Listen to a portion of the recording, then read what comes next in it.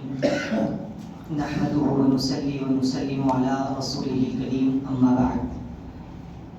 حاضرین محترم، 30واں پارہ ہمارا شروع ہو چکا ہے اور کچھ صورتوں کے علاوہ 16 صورتیں تقریباً باقی ہے. باقی جتنا بھی حصہ ابتدا کا تھا وہ ہم نے آج تلاوت کیا ہے. یہ جو اخیر پارے ہیں 29 30 اس طرح کے، یہ پاروں میں بہت ہی مختصر طور پر بہت ہی اہم باتیں بیان کی گئی ہے. واقعی تفسیر ان پاروں کی سننے کے قابل، اور ویسے تو پورا قرآن مجید ہماری ہدایت کے لیے سننا سمجھنا ہم کو ضروری ہے، لیکن ان اخیر کے پاروں میں اللہ سبحانہ و تعالیٰ نے مختصر انداز میں زندگی کی حقیقتوں کو کھول کر بیان کیا ہے. دیکھیے، جہاں سے ہم نے تلاوت کا آغاز کیا، سورۃ النبا عما یتساءلون سے ہم نے تلاوت کا آغاز کیا ہے، اور اس کے تعلق سے بہت ہی اہم رسول اللہ صلی اللہ علیہ وسلم کا یہ ارشاد آتا ہے. ترمذی شریف میں حدیث پاک ہے کہ آپ صلی اللہ علیہ وسلم نے فرمایا، شیبتنی ہود والواقعات والمرسلات وعما یتساءلون واذا الشمس کورت. ان 5 صورتوں نے مجھ کو بڑی عمر تک پہنچنے سے پہلے ہی ان صورتوں میں جو مضامین ذکر کیے گئے ہیں، مجھ کو ان صورتوں کے مضامین نے بوڑھا کر دیا بول کے فرمائے حضور نے. بڑی عمر تک پہنچنے سے پہلے ہی مجھ کو بوڑھا کر دیا بول کے فرمائے. تو ان صورتوں میں اللہ سبحانہ و تعالیٰ نے آخر ایسا کیا بیان کیا ہے، کیا مضامین کو ذکر کیا ہے کہ رسول اللہ فرما رہے ہیں کہ میں بڑی عمر تک پہنچنے سے پہلے ہی ان کے اندر جو ارشادات اللہ سبحانہ و تعالیٰ کے ہیں وہ سن کر ہی میں بوڑھا ہو گیا بول کے فرمائے. اب جو ارشادات رسول اللہ صلی اللہ علیہ وسلم جن کی وجہ سے یہ فرما رہے ہیں، اس میں بہت سارے مناظر ہیں جو ہم کو دیکھنے کو ملتے ہیں. سورہ نبا میں اللہ سبحانہ و تعالیٰ نے قیامت کے کچھ مناظر بیان فرمائے کہ یوم یقوم الروح والملائکۃ صفا لا یتکلمون الا من اذن له الرحمن، کہ اس دن جس دن حضرت جبرائیل اور سارے فرشتے صف بستہ خاموش کھڑے ہو جائیں گے، کسی کو بات کرنے کی اجازت نہیں ہوگی، سب کے اوپر خاموشی طاری رہے گی. کسی کی ہمت اور کسی کی جرأت نہیں ہو سکی کہ کوئی بات کر سکے اللہ سبحانہ و تعالیٰ کے سامنے. الا من اذن له الرحمن، مگر وہی اللہ تعالیٰ کے سامنے زبان کھول سکے گا جس کو اللہ تعالیٰ اجازت دے. وقال صوابا، اور اجازت کس کو ملے گی؟ جو دنیا میں صحیح بات کہا ہو، درست بات کہا ہو، صحیح بات کہا ہو. اس کے بارے میں مفسرین لکھتے ہیں یہاں پر صحیح بات سے مراد کیا ہے کہ کلمہ طیبہ لا الہ الا اللہ محمد رسول اللہ کا صحیح سے اقرار کیا ہو اور اس پر جم گیا ہو، پھر رب کی نافرمانی وغیرہ نہ کیا ہو، ایسے شخص کو بات کرنے کی وہاں پر اجازت ہوگی. اور فرمایا کہ یاد رکھو، دیکھیں کتنا تاکید کے ساتھ ذکر ہو رہا ہے. حضور جو فرمایا کہ مجھ کو بوڑھا کر دیا، بار ذکر کر رہا اللہ تعالیٰ کہ ذالک الیوم الحق. فرمایا کہ اس دن تو سارے فرشتوں کی سب کی یہ حالت ہوگی، پھر یہ مت سمجھو کہ جو ہے یہ دن ہوگا نہیں ہوگا، ایسا معاملہ ہے. ذالک الیوم الحق، یہ دن برحق دن ہے، یہ ہو کے ہی رہنے والا ہے. فمن شاء اتخذ الی ربہ مآبا، ہاں جو شخص اللہ تعالیٰ کے پاس پہنچنے سے پہلے ہی دنیا میں رہتے ہوئے وہاں پر کوئی ٹھکانہ بنا لے تو اس کو بھی رحمان کے سامنے، خدائے رحمان کے سامنے منہ کھولنے کی، زبان کھولنے کی اجازت ہوگی. اِنَّا أَنذَرْنَاكُمْ عَذَابًا قَرِيبًا، پھر فرماتا ہے کہ ہم نے تم کو ایک قریب عذاب آنے والا جو عذاب ہے اس سے ڈرا دیا ہے ہم نے تم کو. یوم ينظر المرء ما قدمت يداه، وہ دن ایسا دن ہوگا کہ آدمی جو کچھ یہاں دنیا سے وہاں کے لیے بھیجا ہے اس کو وہ دیکھے گا. جو کچھ بھی بھیجا ہے، اچھے اعمال برے اعمال جو کچھ بھی بھیجا ہے، وہاں پر اس کا بدلہ اس کو دے کر ہی جو ہے چھوڑا جائے گا، خالی نہیں چھوڑیں گے اس کو. وَيَقُولُ الْكَافِرُ يَا لَيْتَنِي كُنتُ تُرَابًا، اور منظر ایسا ہوگا کہ کافر یہ تمنا کرے گا کاش کہ میں یہ حساب و کتاب کے دن میں ہوتا ہی نہیں بلکہ میں مٹی ہو جاتا تو اچھا ہوتا. یہ کافر تمنا بھی کرے گا.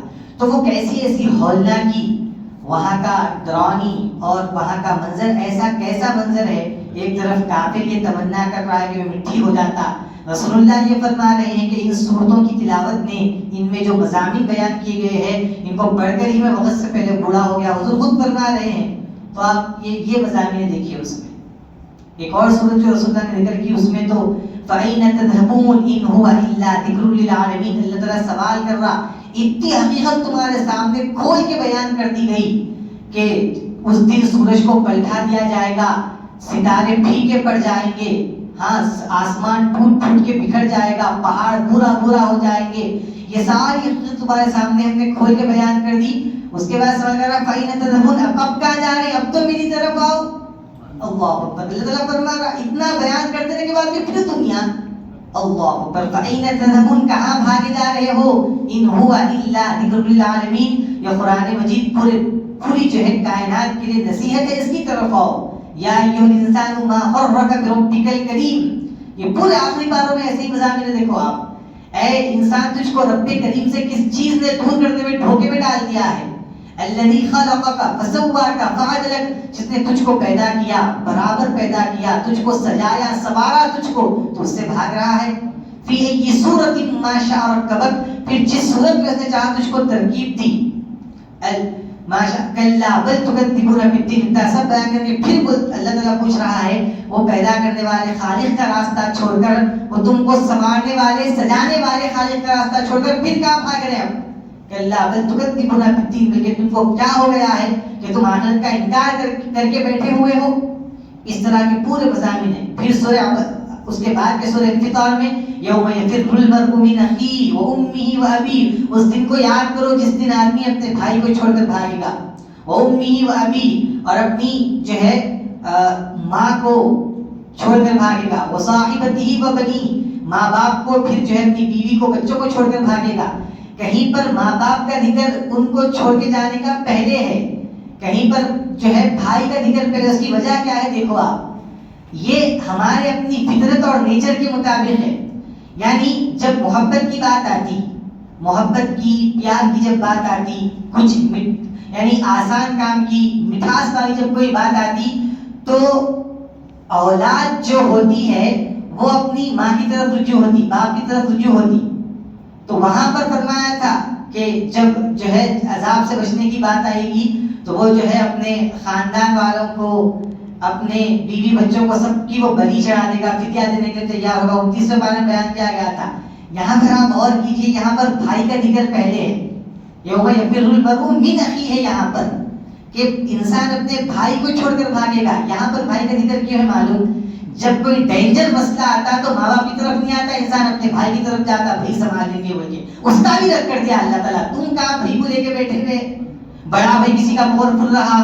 یہ اپنی اپن سمجھ رہے ہیں آپ نے کہا، جب اپنی جو فطرت ہے، اپنا جو نیچر ہے، کچھ آسان معاملہ رہا ماں کی طرف جاتے، پیسوں کی بات آئی باپ کی طرف جاتے، لڑائی جھگڑے کی بات آئی تو بھائی کی طرف جاتے، بچنے کرنے کی بات آئی تو بھائی کی طرف جاتے. کوئی ڈینجر مسئلہ آ گیا بھائی کی طرف. اب قیامت کا ایسا منظر رہے گا ڈینجر. ہو سکتا ہے کوئی یہ سوچے کہ دنیا میں ایسا کوئی جب مسئلہ آتا تھا تو میرا بھائی مجھ کو بتاتا تھا. آج بھی وہ چاہے گا بھائی کی طرف جائے، لیکن اس سے بھی بھاگے گا. ایک بھائی دوسرے بھائی کو چھوڑ کر بھاگے گا، اس کا بھی رد کیا اللہ تعالیٰ. کام نہیں آنے والے ہیں لوگ وہاں پر. تو ہماری اپنی فکر کے لحاظ سے اللہ نے ہر اعتبار سے یہ قانون ہم کو دیا، یہ ہم کو بتایا کہ اس دن کے لیے تم کو فردن اکیلے تیار ہونا ہے. یہاں پر تم گروپ لے کر جیو، یہاں پر جوائنٹ فیملی رہو، الگ کچھ فرق پڑنے والا نہیں ہے. قیامت کا قانون کیا ہے؟ وَكُلُّهُمْ آتِيهِ يَوْمَ الْقِيَامَةِ فَرْدًا. قیامت کے دن سب کے سب اللہ سبحانہ و تعالیٰ کے پاس تنہا آئیں گے. شوہر اکیلا آئے گا، بیوی کے ساتھ نہیں. باپ اکیلا آئے گا، ماں کے ساتھ نہیں. بھائی اکیلا آئے گا، کسی دوسرے بھائی کے ساتھ نہیں. بہن اکیلی آئے گی حساب کے لیے، کسی کے ساتھ نہیں. فردہ کا مطلب ہر کوئی اپنے اپنے حساب کے لیے آئے گا. یہ مضامین کو دیکھ کر رسول اللہ صلی اللہ علیہ وسلم فرمایا کہ نہیں، یہ چیزوں نے تو مجھ کو بوڑھا کر دیا. اور یہ فرمایا، اور حضور کے جملے کیا ہے؟ مجھ کو بوڑھا کر دیا. کیا مطلب؟ یعنی ایک بوڑھا آدمی چاہتا کیا ہے؟ کیا چاہتا؟ دوبارہ اس کو صحت ملنا اور پھر سے وہ جوانی میں جانا، اچھا کھانا پینا، یہ چاہتا. انہیں نہیں، تھوڑا بہت بھی شعور رہا اس کے اندر. انہیں یہ نہیں چاہتا، انہیں دیکھ لیتا ہاں دنیا تو دھوکے باز ہے، کتنا بھی صحت مند رہو، کتنے بھی جو ہے کھانے پینے والے بنو، پھر گزرتے ٹھٹرتے آنا ہی بڑھاپے کی طرف. تو ایک بوڑھا آدمی چاہتا کیا؟ موت اچھی ہونا. اگر واقعی اس کے اندر تھوڑا بھی ایمان اگر ہے تو انہیں تو یہ چاہتا. اب باقی جو نفس کا پجاری ہے اس کے بارے میں ہم کچھ نہیں کہہ سکتے. جو نفس کی خواہشوں کو پورا کرنے والا ہے، بڑھاپے میں بھی خبر میں پیدا کرنے کے باوجود بھی پھر وہی جوانی بولے تو پھر اب وہ ایمان کا جائزہ دینے کی ضرورت ہے. وہ جائزے کے بعد پھر یہ قرآن سننے کی ضرورت ہے اس کو. لیکن جس بوڑھے کے اندر ذرہ برابر بھی ایمان ہو، وہ تو یہی چاہتا کہ موت اچھی ہو، حساب و کتاب میں وہ کامیاب ہو جائے، خاتمہ اچھا ہو اس کا، آخرت میں کامیاب ہو جائے. ایمان والا تو یہ چاہتا ہے. تو رسول اللہ نے جو فرمایا کہ برا کر دیا، حالانکہ دیکھیے ہمارا تو ایمان ہے، ایسا ہو ہی نہیں سکتا کہ رسول اللہ کے پاس قرآن مجید کی کوئی کیفیت کم ہو گئی ہو، ممکن ہی نہیں ہے. حضور ہماری تعلیم کے لیے فرما رہے ہیں، ہم کو سمجھانے کے لیے فرما رہے ہیں. ورنہ ایسا معاذ اللہ تھا کیا کہ جب جوانی کا رسول اللہ کا عالم تھا تو کچھ کیفیت ایمان کے تعلق سے کم تھی، بعد میں ایسا ہے کیا؟ ہو ہی نہیں سکتا. حضور کا ایمان ہے، وہ تو دوسروں کو ایماندار بنانے والے ہیں. ہمارے لیے فرمایا کہ جو ہے بوڑھا کر دیا، مطلب جیسے بوڑھا آدمی آخرت کی بہتری اور حسن انجام چاہتا ہے، وہ مضامین اگر تم دیکھنا چاہتے ہو پاروں میں پورے بیان کیے گئے. اس کے بعد پھر جو ہے یہ سورہ مطففین میں تول ماپ میں جو کمی کرنے والے ہیں ان کا ذکر ہے. اور دو طرح کے لوگ ہیں، ایک ابرار ہے، ایک فجار ہے، ان کا ذکر ہے. جو ابرار کا مطلب نیک لوگ جو رہیں گے لفی نعیم، وہ نعمتوں میں رہیں گے. وَإِنَّ الْفُجَّارَ لَفِي جَحِيمٍ، اور جو فاسق و فاجر رہیں گے وہ جہنم میں رہیں گے. اگر مسلمان ہے اس میں تو اپنے گناہوں کے برابر سزا پانے کے بعد نکلیں گے، جب تک تو وہ رہیں گے جہنم میں. ہمیشہ کے لیے مسلمان نہیں رہے گا جہنم میں، اپنے گناہوں کے برابر سزا پانے کے بعد وہ نکل جائے گا. پھر سورہ انشقاق، اس کے بعد سورہ بروج ہے. سورہ بروج میں ہاں دیکھیے اچھی بات ہے، یہاں پر سورہ بروج میں آپ سمجھیے اس بات کو. قرآن مجید جو ہے وہ اللہ سبحانہ و تعالیٰ کا کلام ہے، فی لوح محفوظ، جس کو اللہ نے بیان کیا کہ قرآن مجید جو ہے وہ لوح محفوظ میں ہے. پھر وہاں سے حضرت جبرائیل کے ذریعے تھوڑا تھوڑا اترتا رہا، اور رمضان میں شب قدر ہی کے موقع پر وہ قرآن مجید کا نزول ہونا مکمل ہوا. جیسا رسول اللہ کے دور میں رمضان آتا تھا پورا قرآن ریپیٹ ہوتا تھا، دور ہوتا تھا. بہرحال یہاں پر بتانا مقصد یہ ہے آپ کو کہ قرآن مجید اللہ کا کلام ہے، کلام اللہ کی صفت ہوتی ہے. صفت ہمیشہ سے اللہ سبحانہ وتعالیٰ کے ساتھ ہے، کہ کوئی صفت اللہ تعالیٰ کی بعد میں آئی ایسا نہیں ہے. جو صفات ہے اللہ تعالیٰ کی آسان انداز میں آپ کو بتا رہا ہوں، وہ ہمیشہ اللہ سبحانہ وتعالیٰ کے ساتھ ہے. اب جب آدم علیہ السلام کو اللہ سبحانہ وتعالیٰ نبی بنا کر بھیجا، ان کو پیدا کیا، انسان پیدا، سب سے پہلے وہ انسان تھے جو پیدا ہوئے، پھر اس کے بعد جو ان کو نبی بنا کر بھیجا گیا. قرآن مجید تبھی بھی لوح محفوظ میں ہے، لیکن آدم علیہ السلام کو نہیں دیا گیا. ہاں حضرت نوح علیہ السلام اس کے بعد ہے، پہلے شید آئے، اس کے بعد پھر نوح، پھر ادریس، پھر ابراہیم، الغسپور انبیاء علیہ السلام آتے گئے، ان کی امتیں بھی آتی گئی. قرآن مجید لوح محفوظ میں ہے. اللہ تعالیٰ فرما رہا ہے فی لوح محفوظ انہ لقرآن مجید فی لوح محفوظ. یہ قرآن جو ہے وہ لوح محفوظ میں ہے. تو آدم علیہ السلام سے لے کر پورا عیسیٰ علیہ السلام تک جتنے انبیاء علیہ السلام آئے، ان کی امتیں آئی. نہ اللہ تعالیٰ کسی نبی پر قرآن مجید کو اتارا، نہ کسی امت کے ہاتھ میں دیا، کیونکہ قرآن مجید کے تعلق سے اللہ تعالیٰ کا منشا یہ تھا وہ سینہ ہونا جو قرآن کو برداشت کر سکے، اور وہ امت ہونا جو قرآن پر عمل کر سکے. اس کے لیے رسول اللہ کا انتخاب ہوا، امت کی بات ہے تو ہمارا انتخاب ہوا، جب جا کے اللہ نے قرآن مجید لوح محفوظ سے اتارا. سبحان اللہ. یہ اس میں جو ہے نقطہ تھا، یہ پوائنٹ تھا کہ اللہ نے کہا کیا انہ لقرآن مجید فی لوح محفوظ. لوح محفوظ میں وہ تو پہلے سے ہے، لیکن ہم نے دیا کسی کو نہیں. وہ سینہ چاہیے تھا جو سینہ مصطفیٰ ہو، اور وہ امت چاہیے تھی جو امت عمل کرنے والی ہو، وہ ہم ہے. اللہ نے ہمارا انتخاب کیا ہے. اب آپ سوچیں غور کریں کتنا ہم کو قرآن سے جڑنے کی ضرورت نہیں ہے، کتنا قرآن کو سمجھ کر عمل کرنے کی ضرورت نہیں ہے. اللہ نے جس کا انتخاب کیا ہو عمل کروانے کے لیے، وہ امت قرآن سے پیچھے بھاگی تو پھر عمل کون کرے گا؟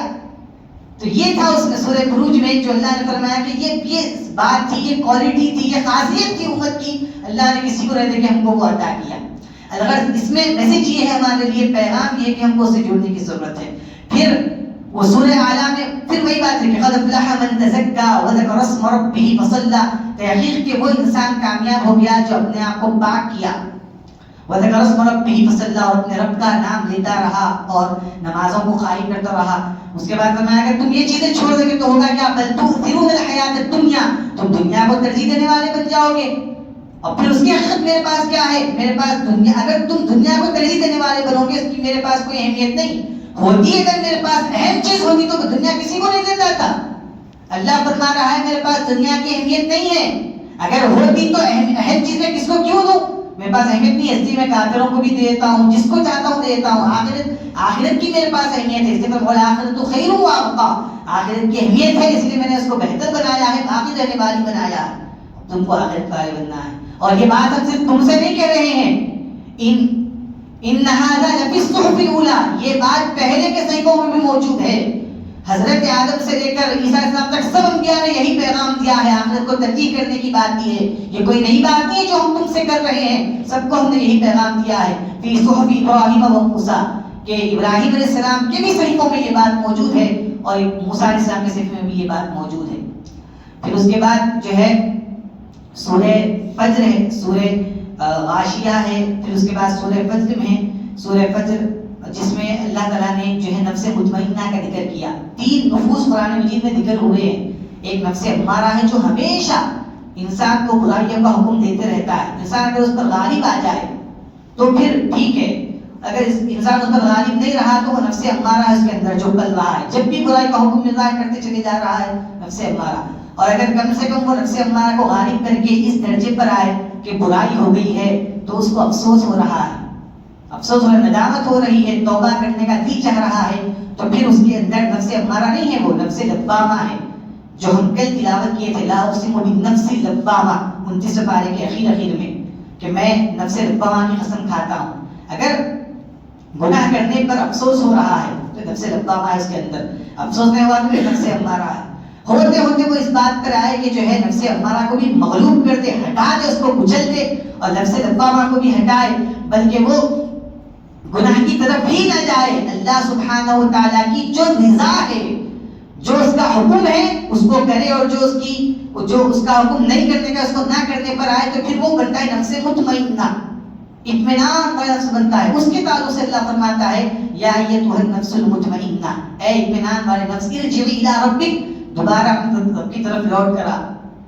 راضیۃ مرضیہ، ایسے لوٹ کہ تو اللہ سے راضی ہے اور خوشخبری یہ ہے کہ اللہ بھی تجھ سے راضی ہے. فادخلی فی عبادی وادخلی جنتی، پھر تم میرے بندوں میں آ جا، میری خاص جنت میں آ جا. یہ نفس مطمئنہ والوں کے لیے یہ خوشخبری اللہ نے بیان فرمائی ہے. اس کے بعد یہ جو عقید کی صورتیں ہیں وہ چیدہ طور پر اس سے پہلے بھی وہ تفاصیل آپ کے سامنے رکھی گئی ہے. بہرحال پیغام یہ ہے کہ ان جو یہ پارے جو عقید کے پارے ہیں اور جو عقید کے صورتیں ہیں، اس میں بہت ہی چھوٹی چھوٹی آیتیں ہیں. ابھی آپ سنیں کتنی چھوٹی آیتیں ہیں، لیکن پیغام آپ دیکھیں گے بہت ہی وسیع پیغام ہے. سوچنے پر ہم کو مجبور کرتا ہے کہ رسول اللہ نے کیسے جو ہے پہلا ارشاد رسول اللہ کا اس طرح کا کہ حضور نے فرمایا. حالانکہ میں آپ کو بتاؤں، ختم کر رہا ہوں، حضور پاک کی زندگی 63 سال تھی، 63 ہر کوئی جانتا، لیکن آپ صلی اللہ علیہ وسلم کے پورے جسم میں صرف 19 یا 21 بال سفید تھے بس. اور صحابہ کرام کا عشق دیکھو آپ، جتنے سفید بال تھے وہ تک ان کے بتا دیے امت کو، کتنا کیسا دیکھتے تھے ہوں گے. اللہ اکبر، رسول اللہ کیسا تکتے تھے ہوں گے حضور کو، وہ لوگ بال تک گن کے بتائے مصطفیٰ کے اتنے بال سفید تھے. گننے والے حضرت علی اور دیگر صحابہ کرام ہیں. کیا ہم کو ہمارے باپ کے بارے میں معلوم نہیں ہوتا کہ وہ کون سے کلر کے کپڑے پہنتے ہیں، کتنے ان کے بال سفید ہیں؟ یہاں دیکھو آپ، اس کو بولتے عشق رسول، بال بھی کون سے. اور حضرت علی تو یہاں تک فرمائے تھے کہ چہرے پہ کتنے بال سفید ہے اور دیگر مقامات پر کتنے بال سفید ہے، یہاں تک حضرت علی فرمائے. مقامات کا مطلب چہرے پر ہی جو نظر آتے ہیں، اس کے علاوہ سر، یہ دو کی میں بات کر رہا ہوں. یہ تھا ان کی محبت، یہ ان کا عشق رسول تھا کہ کتنے بال. لیکن یہ ایک طرف ہے آپ صلی اللہ علیہ وسلم کے بالوں کا خالی مختصر انداز میں سفید ہونا، لیکن یہ رشاد ایک طرف ہے کہ ان صورتوں کی تلاوت نے مجھ کو پورا کر دیا ہے. بڑی عمر ہونے سے پہلے ہی مجھ کو عمر والا بنا دیا ہے. یہ رسول اللہ کی فکری کی بات ہے، یہ حضور کی ایسی فکر ہے جو پوری امت کو اس کو سمجھنے کی ضرورت ہے. ہمارا بڑھاپا وہ نہیں ہے جو ایک عمر کے بعد آتا ہے. ہم وہیں پر اگر آخرت والے بن جائے اور جو ہے خدا تعالیٰ کے پیغام کو سمجھنے والے بن جائے، بس وہیں سے ہماری کامیابی کا سلسلہ شروع ہو جاتا ہے. یہ سب کچھ عمل کرنے کے لیے اور اپنا ایمان بنانے کے لیے، آخرت کی یاد کو تازہ کرنے کے لیے ہے. اللہ تعالیٰ سے دعا ہے کہ مالک ہم نے جو کہا ہے سنا ہے، کہنے والے کو اور سننے والوں کو اخلاص کے ساتھ عمل کرنے کی توفیق عطا فرما.